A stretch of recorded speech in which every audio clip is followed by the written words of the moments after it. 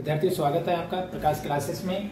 और अभी हमने पिछला वीडियो बनाया था ध्वनि तरंगों पे। अब ध्वनि से संबंधित ध्वनि तरंगों के अलावा और भी प्रश्न पूछे जाते हैं, तो हम उन पे थोड़ी सी चर्चा कर लेते हैं। जैसे सबसे पहले हम आते हैं ध्वनि की चाल। ध्वनि की चाल, ये हम समझ गए होंगे कि ध्वनि क्या है। ध्वनि एक प्रकार की ऊर्जा है। ध्वनि तरंगों में हमने आपको बताया था कि ध्वनि तरंगें 3 प्रकार की होती हैं, जिसमें हम आपको 3 प्रकार की जो तरंगें हैं उसमें पराश्रव्य तरंगें थी हमारी, जो सबसे ज्यादा पूछे जाने वाली तरंगें थी, उन्हें हम पराश्रव्य तरंगें कहते हैं। और इसके अलावा हमारी जो 2 प्रकार की तरंगें थी वो अपश्रव्य तरंगें और श्रव्य तरंगें थी, जिन्हें हम सुनाई जो हमें देती हैं वो हमारी कहलाती हैं श्रव्य तरंगें, जिनकी आवृत्ति 20 हर्ट्ज से 20,000 हर्ट्ज तक होती है। सबसे ज्यादा जो प्रश्न पूछा जाता है पराश्रव्य तरंगों के हमने उपयोग बताए थे, तो वहां से आता है। दूसरा, अगर ध्वनि से कोई प्रश्न बचता है तो फिर यहाँ से पूछा जाता है। इसमें सबसे पहले है हमारा ध्वनि की चाल। अगर हम ध्वनि की चाल की बात करते हैं तो जो ध्वनि की चाल है, अगर हम ले लेते हैं ठोस, द्रव और गैस।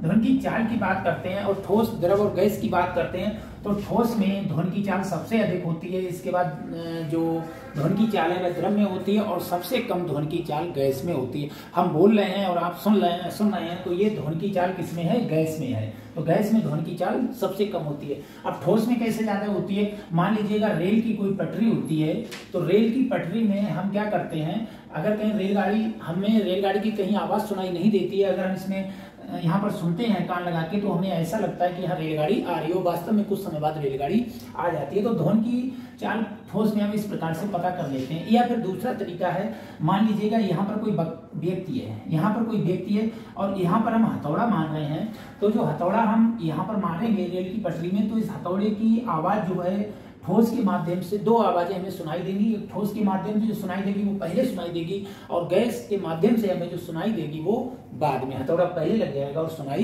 बाद में देगी। तो इस प्रकार से हम कह सकते हैं कि ठोस में ध्वनि की चाल सबसे अधिक होती है, फिर द्रव में और फिर गैस में। अगर हम बात करें कि लोहे में ध्वनि की चाल कितनी होती है, पहला हमारा है लोहे में ध्वनि की चाल।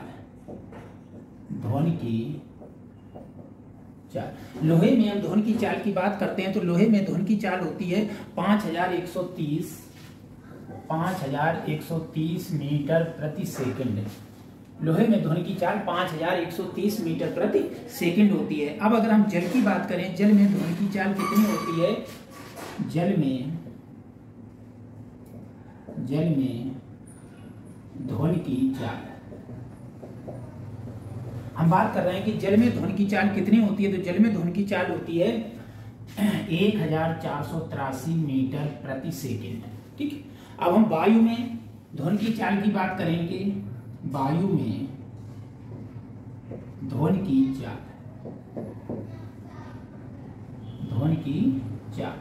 अब हम वायु में अगर ध्वनि की चाल की बात करेंगे तो ये प्रश्न सबसे ज्यादा पूछा जाता है कि वायु में ध्वनि की चाल कितनी होती है, तो 332 मीटर प्रति सेकंड। जरूर याद रखेंगे कि वायु में ध्वनि की चाल कितनी होती है।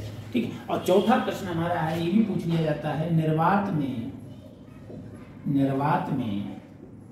ध्वनि की चाल। निर्वात में ध्वनि की चाल कितनी होती है? 0।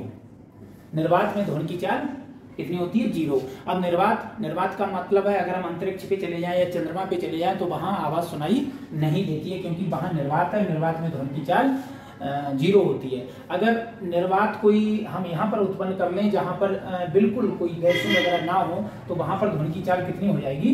0 हो जाएगी। तो ये हमारी ध्वनि की चाल से अगर कोई प्रश्न आता है तो बस यहीं से आता है कि ध्वनि की चाल किसमें कम होती है और किसमें अधिक होती है। तो ठोस में सबसे अधिक और गैस में सबसे कम होती है। लोहे में, जल में, वायु में और निर्वात में, ये 4 प्रश्न हमारे बनते हैं। ध्वनि की चाल कितनी होती है?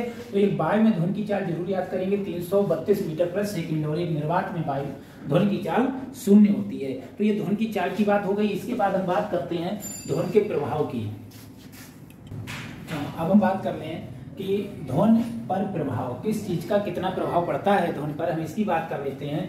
जैसे कि हम ताप को ले लेते हैं, ताप बढ़ने पर क्या होता है, ध्वनि की चाल बढ़ेगी या घटेगी। तो हम बात करते हैं, जैसे जैसे ताप बढ़ता जाता है, टेम्परेचर हमारा बढ़ता जाता है, ध्वनि की चाल बढ़ती जाती है। एक जो मापन किया गया वो निकाला गया कि 1 डिग्री सेंटीग्रेड अगर ताप बढ़ता है ताप बढ़ने पर ध्वनि की चाल जो है, ध्वनि की चाल 0.61 मीटर प्रति सेकंड बढ़ जाती है। यानी कि अगर 1 डिग्री सेंटीग्रेड टेम्परेचर बढ़ेगा, ताप बढ़ेगा, तो ध्वनि की चाल कितनी बढ़ जाएगी? 0.61 मीटर प्रति सेकंड बढ़ जाएगी। तो ये एक पैमाना है जो कि टेम्परेचर बताता है कि टेम्परेचर जैसे जैसे बढ़ता जाएगा वैसे वैसे ध्वनि की चाल बढ़ती जाएगी। अब हम बात करते हैं आर्द्रता की। आर्द्रता क्या होती है?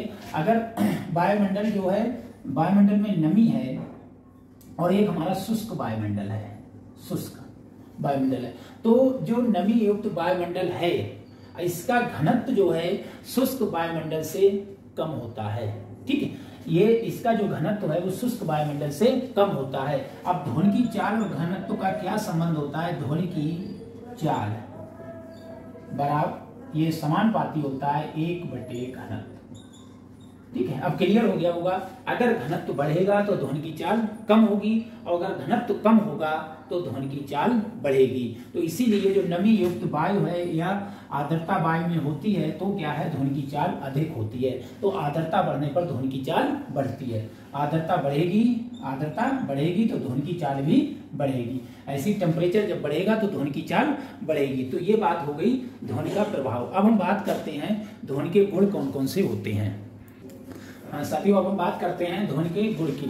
ध्वनि के कौन कौन से गुण होते हैं और हम कैसे पहचान लेते हैं। तो सबसे पहले हम बात करते हैं ध्वनि की तीव्रता की या ध्वनि की प्रबलता की। हम कैसे पहचान लेते हैं? इसके कारण हमें क्या होता है? ध्वनि धीमी या तेज सुनाई देती है। धीमी या तेज सुनाई देती है हमें ध्वनि, या तो धीमे सुनाई देगी या तेज सुनाई देगी। ये हम ध्वनि के आयाम पर निर्भर करती है। किसके? आयाम पर निर्भर करती है। आयाम पर निर्भर करती है। ठीक है, ये आयाम पर निर्भर करती है और इसके कारण हमें क्या है?